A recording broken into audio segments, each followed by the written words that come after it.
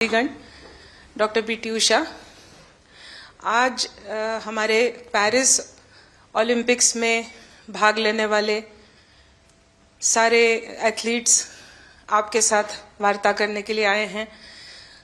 Sir से मार्गदर्शन की अपेक्षा करते हैं। लगभग 98 लोग ऑनलाइन जुड़े हुए हैं सर, क्योंकि उनकी विदेश में ट्रेनिंग चल रही है, देश के दूसरे केंद्रों में ट्रेनिंग चल रही है और आने वाले कुछ दिनों में आप सभी लोग पेरिस के लिए रवाना होंगे। मैं अनुरोध करती हूं सर से कि कृपया सबको मार्गदर्शन करें, प्रोत्साहन करें। धन्यवाद सर।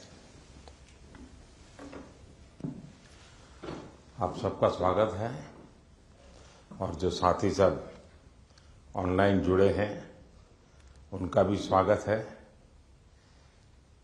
साथियों, मैं आज तो ज़्यादा समय नहीं लेता हूं आपका, क्योंकि वो आप जाने के मूड में होंगे और जीतने के मूड में होंगे और मैं आपका जीत करके वापस आओगे तब स्वागत करने के मूड में हूं।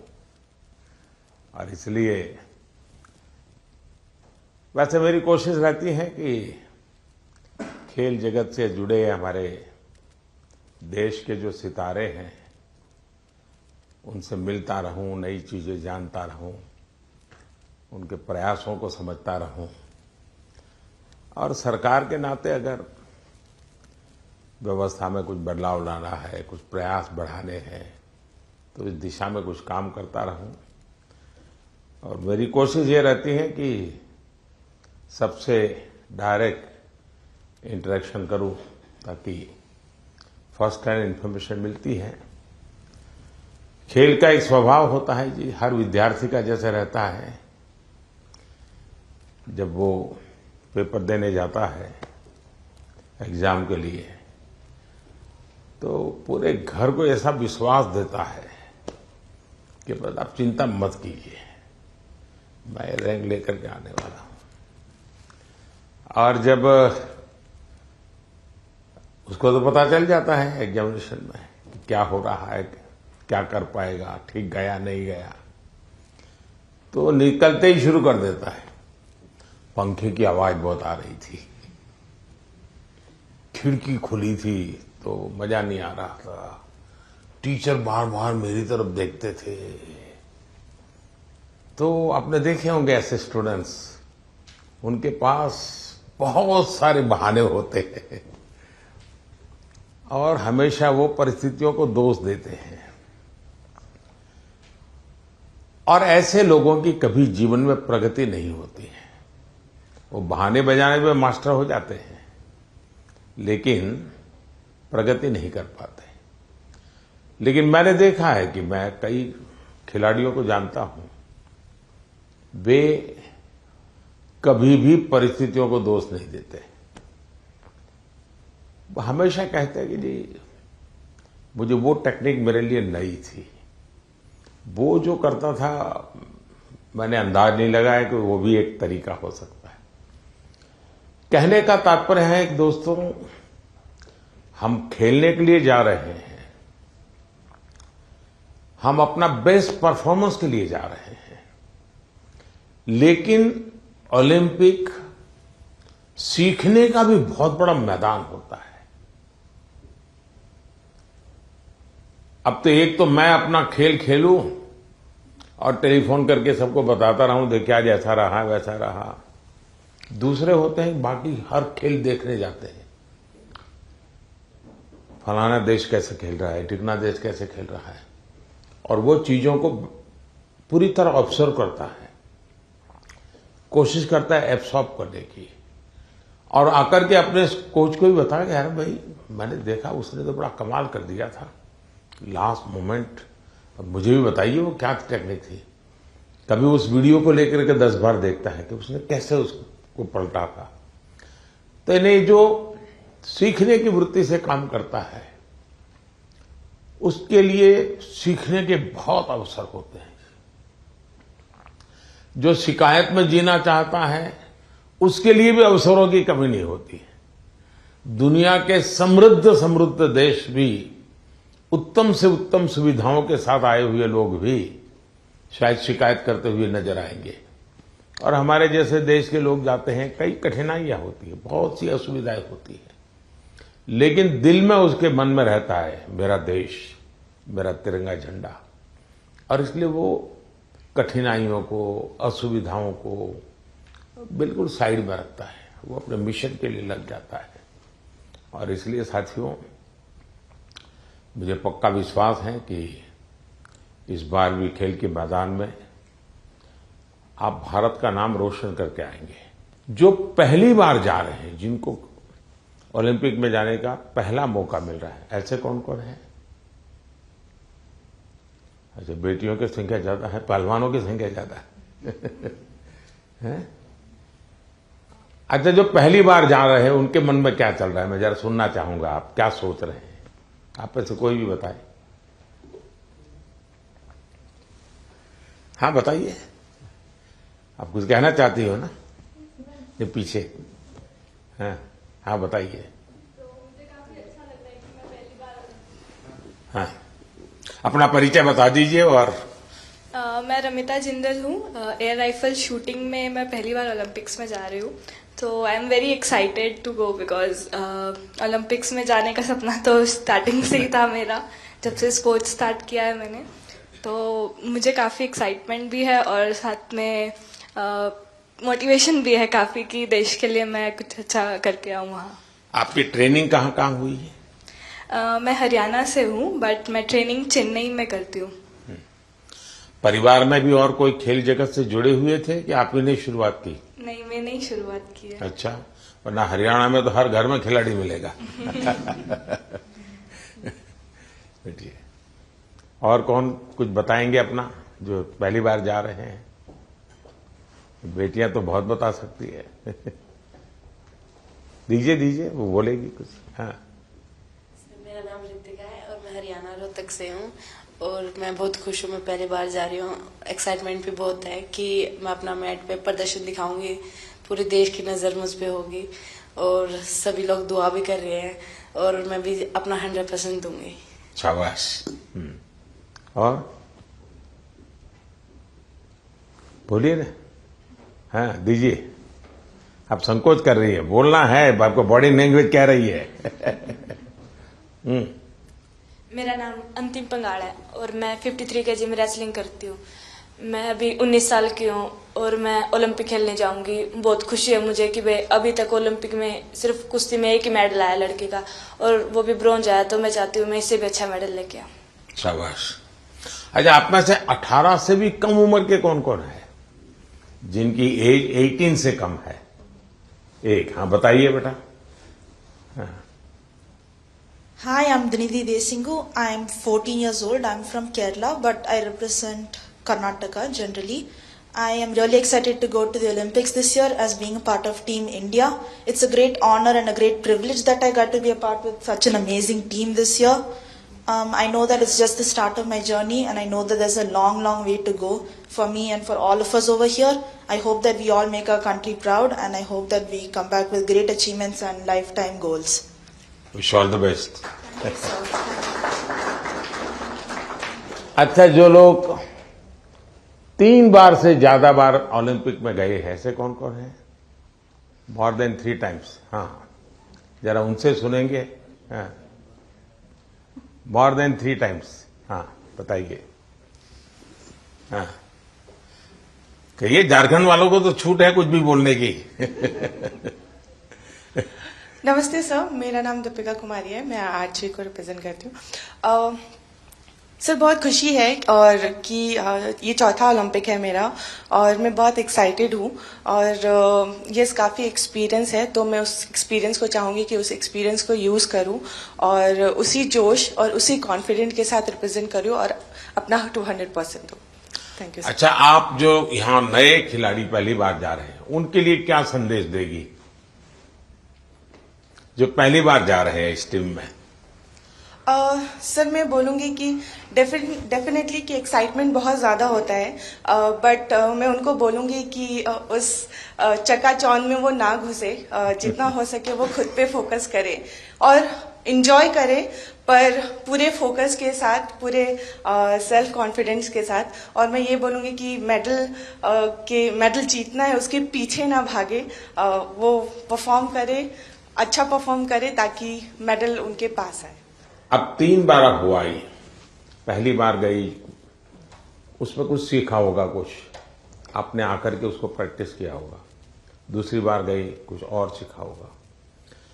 मैं जान सकता हूं कि आपने ऐसा कौन सी चीजें नई एडॉप्ट की जिसके कारण आपका कॉन्फिडेंस भी बढ़ा है और आपको लगता है कि आप देश को कुछ दे पाओगे? या ऐसा तो नहीं कि रूटीन जो प्रैक्टिस करती थी वही करते, क्योंकि ज्यादातर मैंने देखा है, जैसे मैं योगा वगैरह करने की आदी हूं, तो मैं समझ देता हूं मेरे लिए, लेकिन मैंने देखा है कि जो एक रिदम बन जाती है, जाते ही जिससे शुरू करता हूं वही से एकदम से शुरू हो जाता है। फिर मैं थोड़ा कॉन्शियस होकर कहता हूं आज ये 2 छोड़ो, 2 नई चीजें करूं, तो थोड़ा मुझे वैसा हर एक का आदत हो जाती है कि वो अपनी जो पुरानी हैबिट है उसी प्रकार से एक्ट करता रहता है और उसको लगता है मैंने कर लिया। आपकी स्थिति क्या है?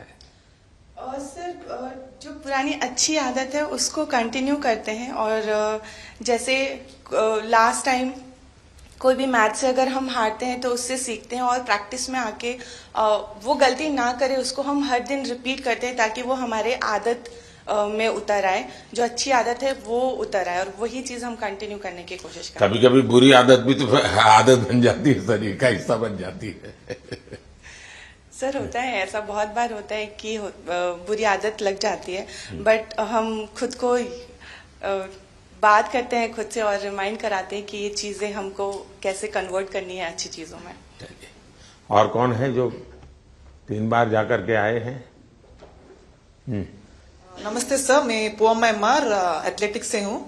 2008 में जब मैं ओलंपिक्स गई थी तो मैं 18 ईयर्स थी, तो मैं रिजर्व में थी सर। देन 2016 में हम लोग टीम में भागे थे, तो 2002 के बाद हम लोग फाइनल में नहीं आया, तो this time we want to create a national record and come into the finals. With so confidence, thank you. ये जो बाहर जो है हमारे साथ ऑनलाइन जुड़े हैं, वे भी कुछ अपना अनुभव शेयर करना चाहते हैं तो अच्छा लगेगा सब खिलाड़ियों को। कौन बताना चाहता है? हाथ ऊपर करके शुरू कर दीजिए। नमस्कार सर। नमस्ते। मैं पीवी सिंधु। सर मेरा अभी 3rd ओलंपिक्स में जा रही हूँ सर। तो फर्स्ट ओलंपिक्स में 2016 में सिल्वर लेके आई थी, और 2020 टोक्यो में ब्रॉन्ज लेके आई थी। तो इस बार I hope I change the colour sir, and I hope I come back with a medal. Obviously अभी बहुत एक्सपीरियंस से जा रही हूँ, but definitely it's not going to be easy, but I will try my best and hoping for another medal sir. Yeah. ये जो नए खिलाड़ी आ रहे हैं उनके लिए क्या कहोगी? बस फर्स्टली मैं बस ये कहती हूँ कि आई wish them all the very best. बहुत लोग ये सोचते कि ओलंपिक्स है कैसा खेलना, और प्रेशर भी बहुत रहता है, और कुछ लोगों को ये रहता है कि वो एक्साइटमेंट रहता है कि you know it's our first Olympics and we want to go to the Olympics. But I just want to say that you know it is like any other tournament. It's just that हम focus करना है, और we have to have that belief in ourselves that we can do it. And definitely सब लोग hard work कर रहे हैं, तो I wish them that they give their 100%, not think that it is some different tournament and it is going to be hard, but I just want to tell them that it is like any other tournament and I want them to give their 100%. चलिए, pressure तो सब लोग thank you sir, thank you. और कौन कोई है जो बाहर से बात करना चाहेंगे? नमस्ते सर। नमस्ते जी। प्रियंका गोस्वामी। नमस्ते जी। तुम्हारे बाल कृष्ण कहाँ है? सर मेरे पास ही है, यहीं पे स्विट्जरलैंड में। तो इस बार भी बाल कृष्ण को लेके जा रही हो ना? हाँ जी सर, ओलंपिक्स उनका भी दूसरा ओलंपिक्स है। सबसे पहले तो सर आपको बधाई हो कि आप तीसरी बार प्रधानमंत्री बने हैं और हमें सभी खिलाड़ियों को आपसे दोबारा से बात करने का और मिलने का मौका मिला है। और सर जैसा कि दूसरा ओलंपिक्स है और मैं 3 महीने से ऑस्ट्रेलिया में ट्रेनिंग कर रही थी सरकार की तरफ से और अभी स्विट्जरलैंड में ट्रेनिंग कर रही हूँ टॉप्स की तरफ से, तो काफी सपोर्ट मिल रहा है हमें गवर्नमेंट की तरफ से कि हम दूसरे देश में जाके अपनी प्रैक्टिस कर रहे हैं। तो आई होप कि सभी प्लेयर्स ओलंपिक्स में अपना बेस्ट देंगे और अच्छा रिजल्ट देंगे और ज्यादा से ज्यादा मेडल जीतेंगे। अच्छा, आपकी एक शिकायत रहती थी कि तुम्हारा खेल ऐसा है कोई देखने वाला नहीं होता है। तुम आप प्रैक्टिस कर रही थी तो कोई होता देखने वाला? हाँ सर, विदेशों में तो इस खेल को भी मतलब उतनी ही अहमियत दी जाती है जितनी की और खेलों में दी जाती है, तो अपने देश में थोड़ा सा कम था, लेकिन जब से आप भी उसको इनक्रेज कर रहे हो कि सब देखो, इस हर खिलाड़ी के लिए आप बोलते हैं, तो हमारे देश में भी बहुत लोग अभी खेल को देख रहे हैं और काफी बढ़ावा मिल रहा है खिलाड़ी को और हमें भी सपोर्ट मिलता है कि कोई देखता है हमारा इवेंट कि हाँ सब बैठ के देख रहे हैं, तो हमें भी और मोटिवेशन आता है कि अच्छा करना है। चलिए, बहुत बहुत बधाई आपको। और कौन है वहां से कोई बात करना चाहेगा? सर नमस्कार। सर नमस्कार, मैं निखत बोल रही हूँ सर। मैं बॉक्सिंग में 50 कैटेगरी में इंडिया को रिप्रेजेंट करने जा रही हूँ ओलंपिक्स में, और ये मेरा पहला ओलंपिक्स है और मैं बहुत एक्साइटेड हूँ। एट द सेम टाइम अपने आप को फोकस रख रही हूँ क्योंकि पूरे देशवासियों का मेरे ऊपर एक्सपेक्टेशंस है, तो मैं उनकी उम्मीदों पे खड़े उतरना चाहती हूँ और अपने देश का नाम रोशन करके वापस लौटना चाहूंगी। बहुत बहुत शुभकामनाएं। नीरज कुछ कह रहे थे? हाँ नमस्ते नीरज। सर। नमस्ते भैया। कैसे हो सर? मैं वैसा ही हूँ। तेरा चूरमा अभी तक आया नहीं। चूरमा लेके आएंगे सर इस बार। पिछली बार वो दिल्ली में चीनी वाला चूरमा था, आपको हरियाणा का वही तो। और नहीं, मुझे तेरी बाघ के हाथ का चूरमा खाना है। पक्का सर। बताइए। बिल्कुल सर, हम भी अभी बाहर हैं जर्मनी में और ट्रेनिंग बहुत अच्छी चल रही है। इस बार मैं काफी कम कंपटीशन खेल रहा हूं क्योंकि बीच बीच में मुझे एक इंजरी हो रही है, पर अभी काफी बेटर है। अभी कुछ दिन पहले मैं फिनलैंड में कंपटीशन खेल रहा था और वो काफी अच्छा रहा। और 1 महीना है हमारे पास ओलंपिक्स के लिए और ट्रेनिंग बहुत बढ़िया चल रही है। कोशिश कर रहे हैं कि अपने आप को पूरा फिट करके जाएं पेरिस में और 100% दे सर अपनी कंट्री के लिए, क्योंकि 4 साल में आता है। मैं सभी एथलीट्स को ये बोलना चाहूंगा कि 4 साल में मौका मिलता है और अपने अंदर घुस के उस चीज को निकालें कि क्या वो चीज है जिससे हम अपना बेस्ट दे सकते हैं। क्योंकि मेरा टोक्यो मेरा पहला ओलंपिक्स था और पहले ओलंपिक्स में ही बहुत ही अच्छा रिजल्ट रहा, गोल्ड जीता देश के लिए। और उसका रीजन मैं मानता हूं कि ये है कि मन में डर नहीं था, निडर होके खेला और बहुत ही बिलीव था खुद पे कि ट्रेनिंग बहुत अच्छी हुई है। और मैं सभी एथलीट्स को ये बोलूंगा कि वैसे ही खेलें, किसी से डरने की घबराने की जरूरत नहीं, क्योंकि वो भी इंसान है। कई बार हमको लगता है कि शायद यूरोपियंस ज्यादा स्ट्रांग है या फिर यूएस के एथलीट या दूसरी कंट्रीज के ज्यादा स्ट्रांग है, लेकिन वही है कि अगर हम खुद को पहचान लें कि हाँ हम इतनी मेहनत कर रहे हैं, अपने घर बार को छोड़ के इतनी दूर हैं, तो कुछ भी पॉसिबल है जी। चलिए, बहुत बढ़िया टिप दिए हैं सबको। मैं आपका धन्यवाद करता हूं और आपको शुभकामनाएं देता हूं।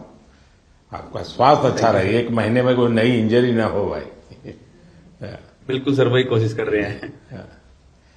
देखिए साथियों, आपने देखा होगा कि 2-3 बातें बहुत अच्छी निकली, क्योंकि आप जो अनुभवी लोग हैं उनसे जो जानने को मिलता है उसकी एक अहमियत होती है। जैसे आपको बताया गया कि वहां के तामझाम में डूब मत जाना, खूब मत जाना, ये बहुत सही है जी। अदरवाइज हमारे लिए वो उसी का प्रभाव इतना होता है कि हम शायद अपनी चीज को फोकस नहीं कर पाते हैं। दूसरा, परमात्मा ने हमें एक कद दिया है, बाकी खिलाड़ी हमसे बड़े कद वाले होते हैं, लेकिन हम पक्का मान के चले यहां कद का खेल नहीं है जी। यहां कौशल्य का खेल है, आपकी टैलेंट का खेल है। सामने वाले का शरीर हमसे 2 फीट ऊंचा है, चौड़ा है, इसकी परवाह मत कीजिए। आपको अपने टैलेंट पे भरोसा होना चाहिए, और फिर सामने कितना ही शरीर मोटा हो, बड़ा तगड़ा हो, दिखने में बड़ा शानदार हो, तो वो जीत ही जाएगा ये मानने का कारण नहीं होता है। तो हमने कोशिश, अपने पास जो कौशल्य है, अपने पास जो टैलेंट है, उस पर ही हमारा फोकस होना चाहिए, और वही हमें परिणाम देता है। आपने देखा होगा कि बहुत सारे लोग, बहुत कुछ आता है उनको, लेकिन एग्जामिनेशन के समय गड़बड़ हो जाती है। उनको लगता है यार याद नहीं आता है, फिर सोचता है, कुछ कोरिलेट करता है, और उसका मूल कारण उसका एग्जाम पर ध्यान कम होता है। उसका मूल कारण होता है कि अगर मैं अच्छा नहीं करूंगा तो घर वाले क्या कहेंगे, अगर मैं मार्क्स कम लाए तो क्या, उसी प्रेशर में रहता है। आप चिंता छोड़ दीजिए दोस्तों, आप खेलिए अच्छा बस। अरे मेडल आते भी हैं, नहीं भी आते, क्या है, ये प्रेशर कभी मत रखिए। हाँ, अपना 100% बेस्ट देना है, ये मिजाज अपना होना चाहिए, और उसमें कोई कमी नहीं होनी चाहिए। दूसरा, आप लोग जानते होंगे, आपको शायद ये आपके कोचेज हैं वो सब, या आपकी जो साइकोलॉजिकल जो ट्रीट करते हैं वो भी आपको समझाते होंगे। खेल जगत में प्रैक्टिस का जितना महत्व है, कंसिस्टेंसी का जितना महत्व है, उतना ही महत्व नींद का है। और कभी कभी तो कल सुबह मैच होने वाला, आज रात को नींद ही नहीं आ रही है, और शायद कोई और चीज हमें जितना नुकसान नहीं करती है, उससे ज्यादा नींद का अभाव नुकसान करती है। और आपको आश्चर्य होगा कि एक ऐसा प्रधानमंत्री है जो हमको सोने के लिए कह रहा है लेकिन मैं आपसे आग्रह से कहूंगा, अच्छी नींद बहुत जरूरी है खेल जगत के लिए, किसी भी जीवन के हर चीज के लिए। और आजकल तो मेडिकल साइंस भी नींद पर बहुत बल दे रहा है कि आपकी नींद कितने समय की है, कितनी साउंड स्लीप है, इसका बड़ा महत्व माना जाता है।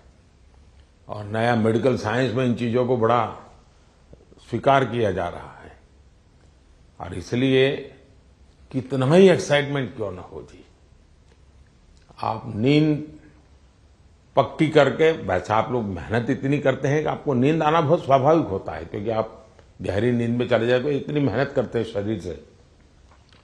लेकिन शरीर की मेहनत वाली नींद एक बात है, और सभी चिंताओं से मुक्त सोना ये अलग चीज है। और इसलिए मैं आपसे आग्रह करूंगा कि आप नींद के संबंध में जरा भी कॉम्प्रोमाइज, और थोड़े दिन पहले इसीलिए भेजते हैं कि थोड़ा आप वहां पर जेट लैग वगैरह समस्याओं से बच जाए, वहां थोड़ा कंफर्ट फील करें, और उसके बाद आप खेल के मैदान में उतरे तो आपको सुविधा रहे, इसलिए एक व्यवस्था सरकार करती है। खिलाड़ियों की सुविधा के लिए इस बार भी कुछ नई नई चीजें करने का प्रयास किया है, लेकिन फिर भी मैं कह नहीं सकता हूं कि हर एक को सब कुछ वहां सुविधाजनक होगा ही कि नहीं होगा, लेकिन कोशिश की है।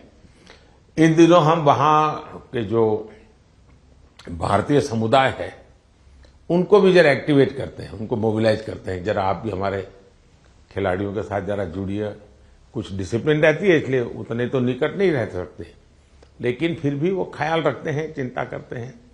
जिसका खेल पूरा हो जाता है उसकी तो भरपूर चिंता करते हैं, लेकिन हम कोशिश करते हैं कि एक प्रकार से आप लोगों के लिए कंफर्ट रहें, असुविधा ना हो, और आप लोग अच्छा परिणाम लेकर के आए। मेरी तरफ से आप लोगों को बहुत बहुत शुभकामनाएं हैं, और मैं आप लोगों का फिर से एक बार इंतजार करूंगा जब आप 11 अगस्त को तो सारा खेल पूरा होगा। आप में से लोग जल्दी जाएंगे, जल्दी आएंगे, ऐसा तो क्रम रहता है, लेकिन मैं कोशिश करूंगा कि 15 अगस्त को एक बार लाल किले पर जब कार्यक्रम होता है तो आप लोग भी उसमें उपस्थित रहें, ताकि देश देखेगा कि यहाँ से हमारे ओलंपिक खेलने के लिए जो गए थे, क्योंकि ओलंपिक खेलने जाना ये भी बहुत बड़ी बात होती है जी। खेल में क्या करके आते हैं वो तो उसमें 4 चांद लगा देता है, लेकिन देश के अंदर इतना सारा खेल जगत के लोगों का होने के बाद आप में से खेलो इंडिया से निकल करके खिलाड़ी बने ऐसे कितने हैं? अच्छा, ये भी काफी लोग हैं। तो आपका क्या कैसा कौन सा खेल रहा क्या है, बता दीजिए जरा। हेलो सर, मैं सिफ्त हूँ और मैं शूटिंग करती हूँ। तो खेलो इंडिया ने मुझे काफ़ी हेल्प की है, क्योंकि दिल्ली में ट्रेनिंग करके और उस टीम में आके जो भी मेरा रिजल्ट आया तो खेलो इंडिया के कारण ही आया। चलिए, अच्छी शुरुआत है। हाँ जी। आपका? नमस्ते सर, मेरा नाम मनु भाकर है। मैं शूटिंग में ही अभी दूसरा ओलंपिक मेरी इंडिया को रिप्रेजेंट करूंगी।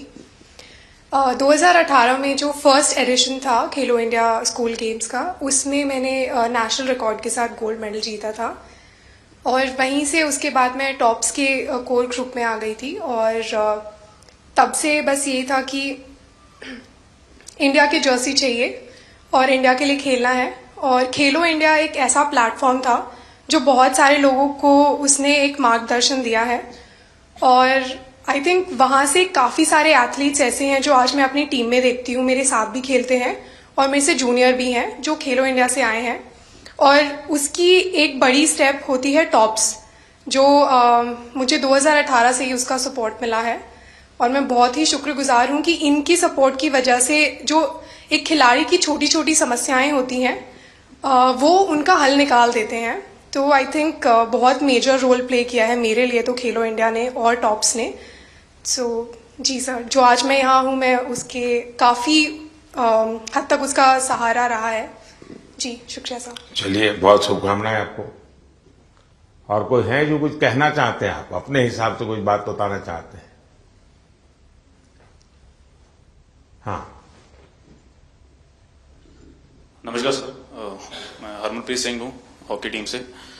तो सर, लास्ट टाइम जो हमने ओलंपिक में ब्रॉन्ज मेडल जीता था 41 ईयर्स के बाद, तो वो बहुत हमारे लिए प्राउड मोमेंट थी। एंड क्योंकि हॉकी की जो हिस्ट्री है वो बहुत बड़ी रही है एंड इस बार कोशिश बहुत अच्छी चल रही है। एंड फैसिलिटीज की बात करूं, सब दिख रहे हैं। हाँ जी आपकी टोली। तो फैसिलिटी सर, हम बैंगलोर साई में रहते हैं तो one of the best facilities हमें मिल रही हैं। जैसे आपने रिकवरी के बारे में बोला, स्लीप के बारे में बोला, और वहाँ पे जो हमारा रिकवरी का है, फूड से लेकर सारा कुछ सर बहुत अच्छा मिल रहा है हमें। और इस बार भी हम पूरी अपनी मेहनत कर रहे हैं एंड टीम हमारी जो है बहुत स्ट्रांग है। तो उम्मीद करते हैं सर इस बार और बेहतर करें और देश के लिए मेडल लेके आए सर। शायद किसी एक खेल पर सबसे ज्यादा देश का प्रेशर है तो हॉकी पर होता है, क्योंकि देश के सब लोग मानते हैं ये तो हमारा खेल है, हम कैसे पीछे रह गए। सबसे ज्यादा प्रेशर रहता है हॉकी के खिलाड़ियों पर, क्योंकि देश का हर बच्चा ये मानता है ये तो हमारा खेल है, ये हम कैसे हार सकते हैं। बाकियों में तो कहते हैं हाँ भाई चलो हमारे लोगों ने कोशिश की, प्रयास किया, निकाल रहे हैं। ये हॉकी के विषय में कॉम्प्रोमाइज नहीं करते और इसलिए उनको मेहनत भी ज्यादा करनी पड़ती है। लेकिन मेरी शुभकामना है, आप पक्का करके लाओगे, मुझे पूरा भरोसा है। Thank you sir. Thank you. चलिए साहब, मैं आपसे यही कहूंगा कि ये देश के लिए कुछ कर गुजरने का एक अवसर होता है। आपने अपनी तपस्या से इस स्थान तक पहुंचे हैं, अब आपके लिए अवसर है देश को कुछ देने का, और देश को देने के लिए खुद का बेस्ट खेल के मैदान में देना पड़ता है। जो खेल के मैदान में खुद का बेस्ट देता है वो देश के लिए गौरव लेकर के आता है। और मुझे पक्का विश्वास है कि हमारे सभी साथी इस बार पुराने सारे रिकॉर्ड तोड़ करके आएंगे। इस बार भारत की कोशिश है कि हम 2036 में ओलंपिक की मेजबानी हमारे देश में करें।